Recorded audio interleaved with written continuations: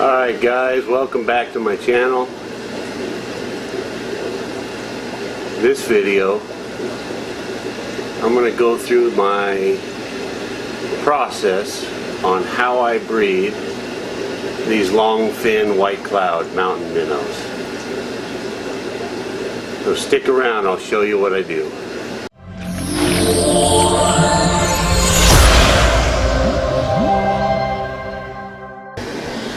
Okay everybody, today we're going to talk about how I breed the Longfin Whitecloud mountain minnows. You can see in this container I've got the most recent batch that were ready to join the older ones.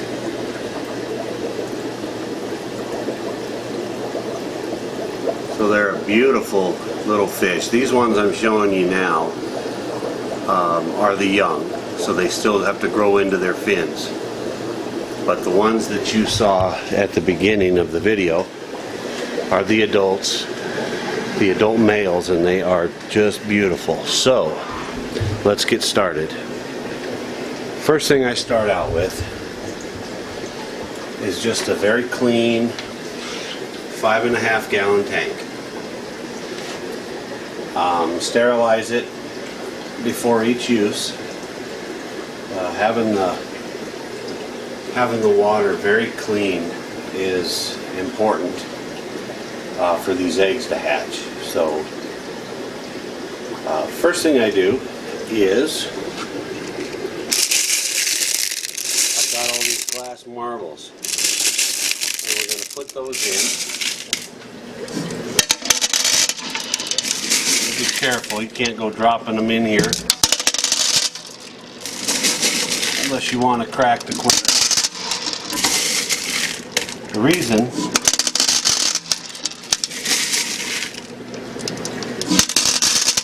reason for the marbles is to get a nice bottom substrate type coverage where the eggs can fall in between the marbles and the adults, while they're still in there, can't get to them. So, get these in here.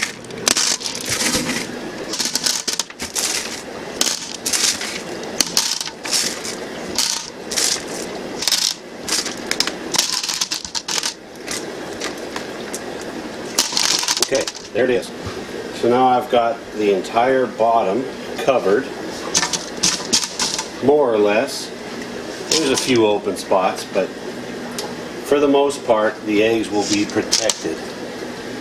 The Whiteclouds are egg scatterers, so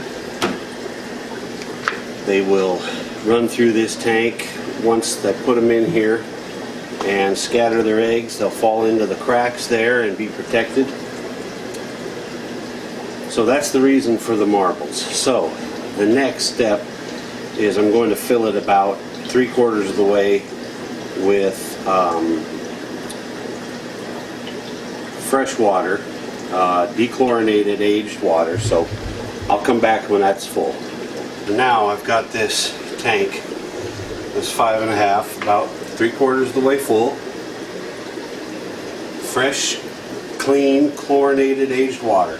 So the next step for me is I'm going to add a cycled sponge filter.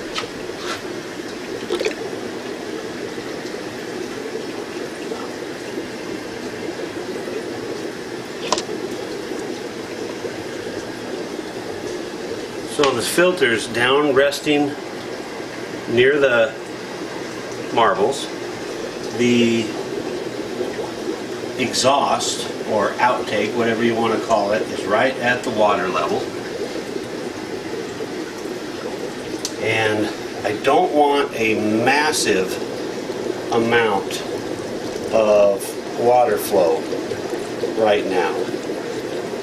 Just enough. Hopefully you can see that.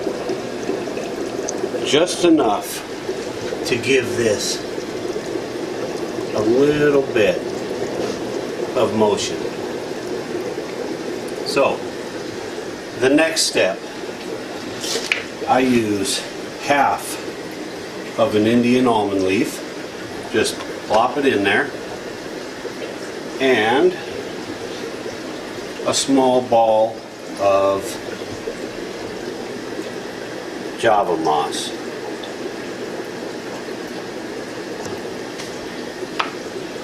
So the idea here is this water tank is going to sit for 3 days, 72 hours.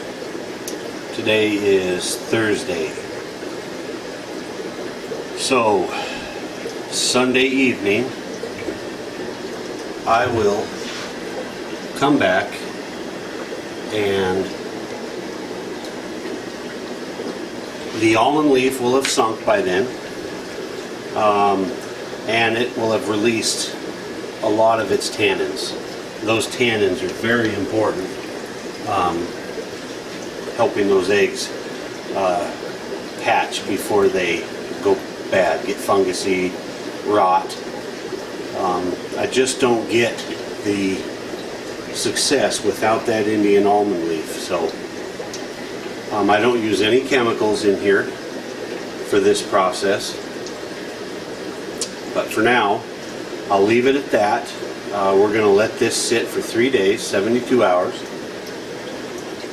and when I come back I will show you the next steps. I keep my males and females separate, that way they're not constantly spawning and releasing eggs in the tanks that they're in. That way the females have maximum amount of eggs, and when you introduce them, they're happy to see each other and they're very happy to spawn for you. So for now we wait 3 days and I'll be back. So as you can see, it's Sunday evening. The almond leaf has sunk and the water is definitely a little yellow brownish. So the next step would be going to completely cover the tank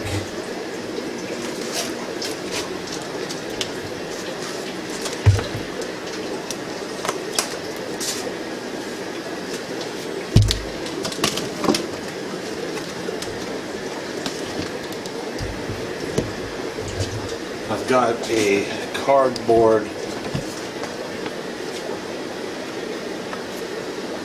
You'll have to bear with me here. This is not quite as easy to do with one hand. Alright, so I bring the air hose up through. Okay. Now I've got some black cardboard that I simply just made a sleeve, and we're going to cover the tank to completely black it out. Okay. Plug the air back in.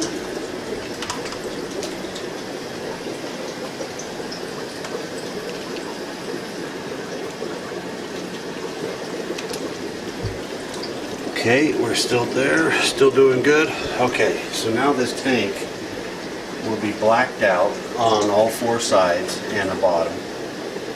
Now, I will place 2 of my breeder females.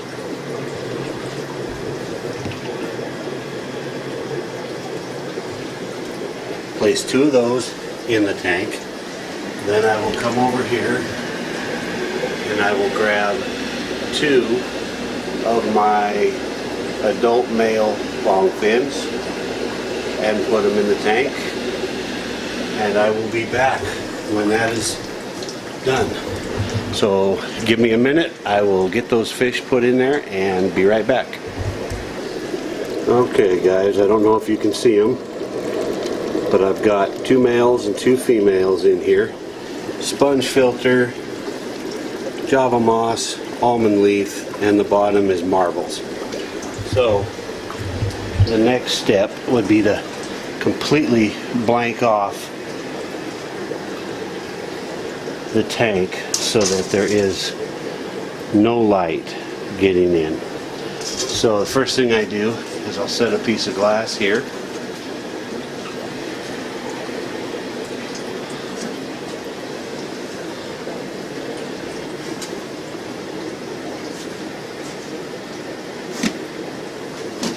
And I just use a couple of old towels.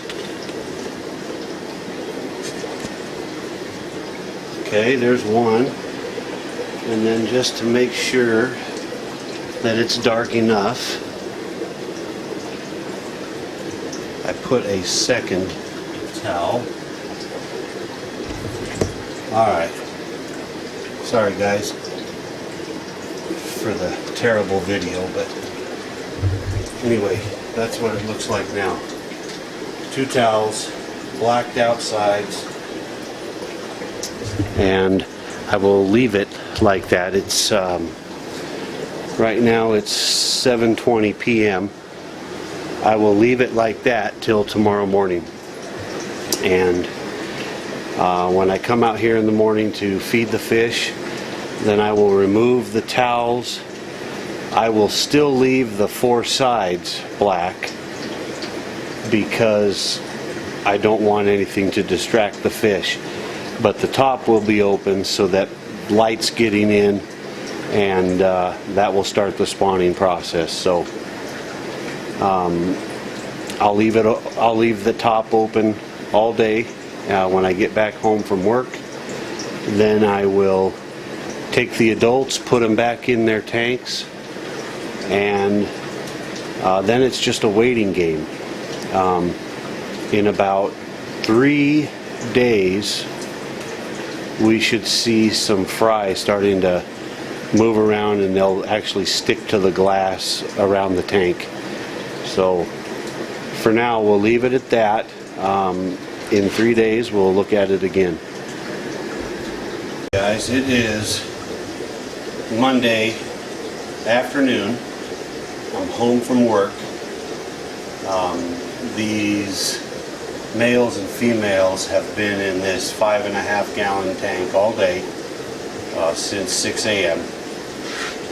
So what I'm going to do now is I will remove the cardboard blackout, and then I will catch the males and females, put them back in their own tanks, and then I will move the whole setup over to the 5.5 gallon rack here to this spot and hook the filter back up, and we will just wait for the eggs to hatch.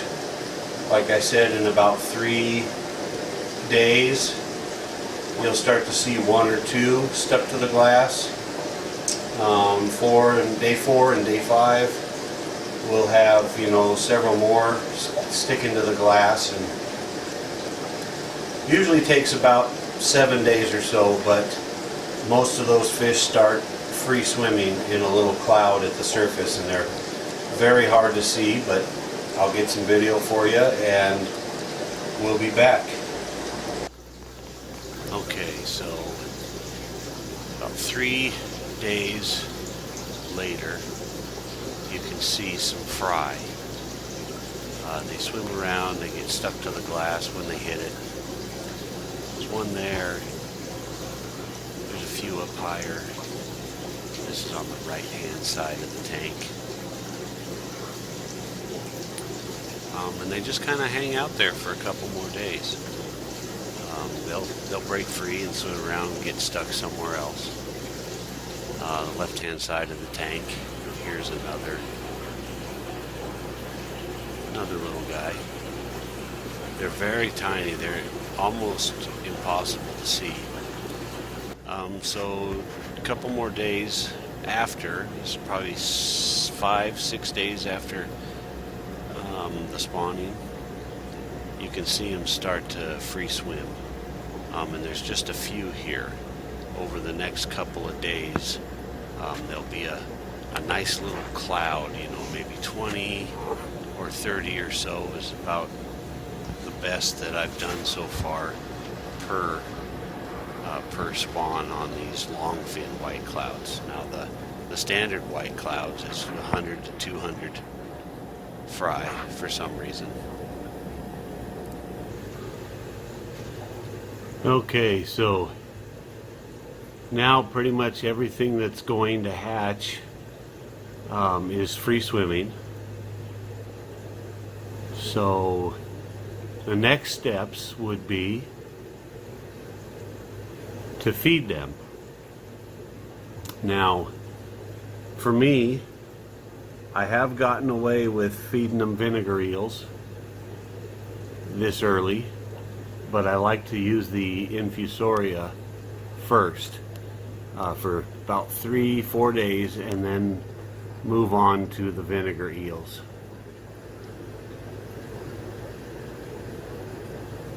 So the infusoria I keep just above the tank. Underneath the light you can see how cloudy it is. Got lots of nice live organisms in there for them to eat, and they do well. So, you know, a lot of people can get to this stage right here. Keeping them alive and growing them out seems to be the main issue with most fry, different kinds of fish.